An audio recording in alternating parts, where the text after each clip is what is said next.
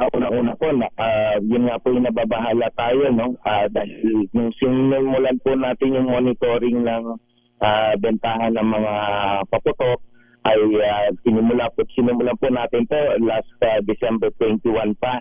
At araw-araw halos, siguro very frequent tayo na pumupunta doon sa mga pamilihan. Wala po kasi tayong ibang nakita na mga, kumbaga, medyo lantad, no, na pagbebenta, kundi dito lamang, no, sa Divisoria. Kaya po, yun nga, Sir Joel, nakabili tayo ng mga ipinagbabawal na mga paputok, bilang dyan yung Super Plapla, na kung saan pasikreto po ito, no, na nabili natin, yung 5-star at saka Piccolo.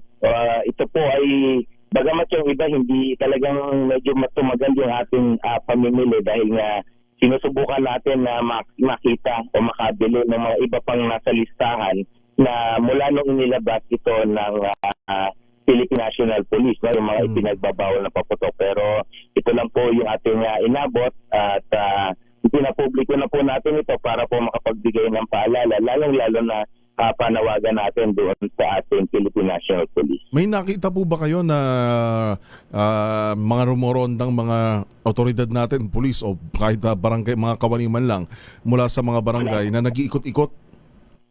Tama po yun. Siguro po baka nung oras o araw na nandun po tayo para makabili, ay wala po tayong nakita na presensya mula po dun sa ating kapulisan at maging doon sa mga lokal na local officials, no.